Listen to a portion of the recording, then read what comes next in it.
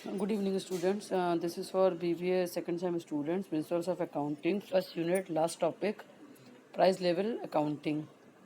Price level accounting क्या होती है? प्राइस लेवल अकाउंटिंग का सिग्निफिकेंट इम्पैक्ट होता है परचेज ऑफ गुड्स पे और सर्विसेज में, और साथ ही साथ उसकी परचेजिंग पावर ऑफ मनी पे भी। एग्जाम्पल के लिए उन्होंने बताया कि अगर पी कोई अमाउंट ऑफ मनी रिक्वायर्ड कर रहा है particular specified quantity of goods और सर्विसेज को बाई करने के लिए, तो $1 की बाई कैसे करेगा? 1/P हो जाएगा। By considering money as a commodity अगर बात करें तो जो इसकी डिमांड है उसका निगेटिव कोरिलेशन होता है इसकी वैल्यू पे, लेकिन पॉजिटिव कोरिलेशन होता है अपने प्राइस लेवल का। अगर मनी अगर एज ए कमोडिटी की तरह बात करें तो इसकी जो डिमांड है वो निगेटिव है, लेकिन इसके जो प्राइस लेवल चेंजेस है वो पॉजिटिव कोरिलेशन में आती है। प्राइस लेवल चेंजेस अगर कंज्यूमर बास्केट की तरह गुड्स और सर्विसेज की बात करें तो ये चेंज होता रहता है पर्टिकुलर स्पेसिफाइड टाइम के लिए, ईयर या पर्टिकुलर मंथ में चेंज होता रहता है। फर्दर मोर की अगर बात करते हैं तो प्राइस लेवल का रिफर्स करता है प्राइस ऑफ असेट्स का। पर्टिकुलर प्राइस लेवल क्या होता है? जो प्राइस होता है असेट्स का जो ट्रेड हो रहा है मार्केट में उसकी वैल्यू को बताता है। यहाँ इन्होंने 4 मेथड्स बताए हैं प्राइस लेवल चेंजेस के, methods of price level accounting. First method है current purchasing power technique. Current purchasing power technique require करती है कंपनी को, रिकॉर्ड करती है उसके कीप्स और प्रेजेंट करती है financial statements on conventional historical cost basis पे। इसमें हम हिस्टोरिकल कॉस्ट बेसिस की बात करते हैं बेसिकली। ये फर्दर रिक्वायर करता है जो भी प्रेजेंटेशन और सप्लीमेंट्री स्टेटमेंट्स बन रहे हैं current purchasing power of currency at the end of accounting period. इस मेथड में क्या होता है? जो वेरियस आइटम्स है, फाइनेंशियल स्टेटमेंट्स हैं, बैलेंस शीट है, प्रॉफिट एंड लॉस अकाउंट है, वो एडजस्टेड हैं किसकी हेल्प से? The help of recognized general price index. Consumer price index है या होलसेल प्राइस इंडेक्स है जो प्रिपेयर करा रिजर्व बैंक ऑफ इंडिया ने, कैन वो भी हम इसमें ले सकते हैं कन्वर्जन करने के लिए हिस्टोरिकल कॉस्ट को।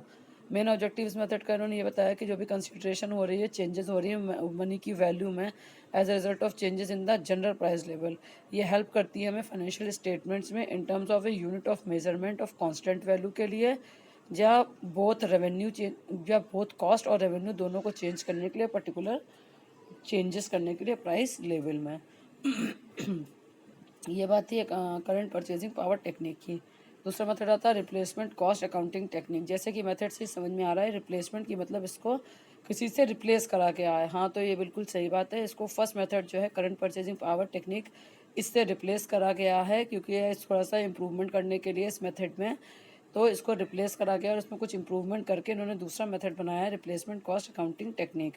लेकिन एक मेजर वीकनेस थी करंट परचेजिंग पावर टेक्निक की, वो क्या थी कि हम जो भी टेकिंग इनटू अकाउंट करते थे वो इंडिविजुअल प्राइस इंडेक्स पे करते थे, ना कि particular asset of the company पे करते थे। और इसमें रिप्लेसमेंट कॉस्टिंग अकाउंटिंग टेक्निक में क्या हुआ, जो इंडेक्स है वो यूज़ कर रहे हैं हम डायरेक्टली कंपनीज के पर्टिकुलर असेट्स का, लेकिन ये कोई जनरल प्राइस इंडेक्स नहीं होता है।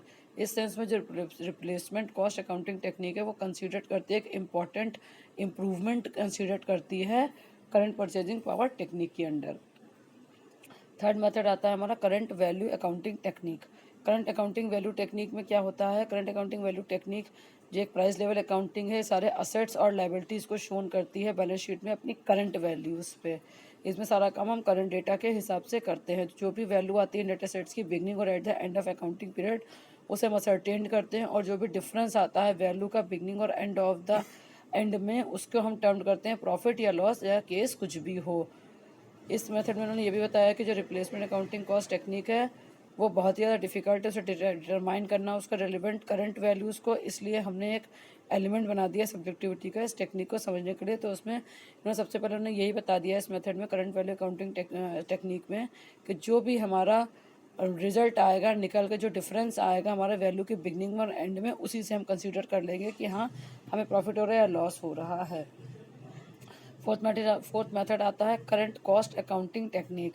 इसमें इन्होंने बात करी थी ब्रिटिश गवर्नमेंट की कि ये मेथड कौन लाया था। ब्रिटिश गवर्नमेंट ने एक अपॉइंट करी थी कमेटी जिसको हम कहते हैं सैंडीलैंड्स कमेटी, जो कि under the chairmanship of Mister Francis CP Sandilands के कंसीडर के में आई थी। इन्होंने ये चेयरमैन थे, इन्होंने ये बनाया था, मिस्टर फ्रांसिस ने सीपी सैंडीलैंड्स करके एक कमेटी बनाई थी और रिकमेंड किया था accounting for price level changes को। इस कमेटी में प्रेजेंट करी गई थी रिपोर्ट्स किस ईयर में, 1975 के ईयर में, और रिकमेंड किया गया था अडॉप्शन करने के लिए करंट कॉस्ट अकाउंटिंग टेक्निक को।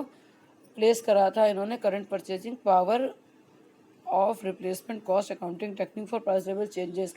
इन्होंने जो फर्स्ट मेथड सेकंड मेथड दोनों को रिप्लेस करके एक नया मेथड बना दिया था, current cost accounting technique method. इसमें उन्होंने बताया कि जो क्रक्स होता है करंट कॉस्ट अकाउंटिंग टेक्निक का, वो प्रिपरेशन करने में काम आता है फाइनेंशियल स्टेटमेंट से। फाइनेंशियल स्टेटमेंट से बेसिकली हम लोग बैलेंस शीट और प्रॉफिट एंड लॉस अकाउंट की बात करते हैं। साथ ही साथ जो करंट वैल्यूज़ होती है इंडिविजुअल आइटम्स की, उनकी लेते हैं, ना कि हिस्टोरिकल कॉस्ट पे लेते हैं, ना कि हिस्टोरिकल ओरिजिनल कॉस्ट पे नहीं लेते हैं। जो करंट वैल्यूज़ होती हैं हम उसी पे बेसिकली इसको फोकस करते हैं कि जो करंट वैल्यूज़ आई हैं आज की डेट में उन्हीं को हम लेंगे, उन्हीं से हम अपना प्रॉपर वर्क करते हैं। और ये टॉपिक इसी के साथ कंप्लीट होता है। Thank you.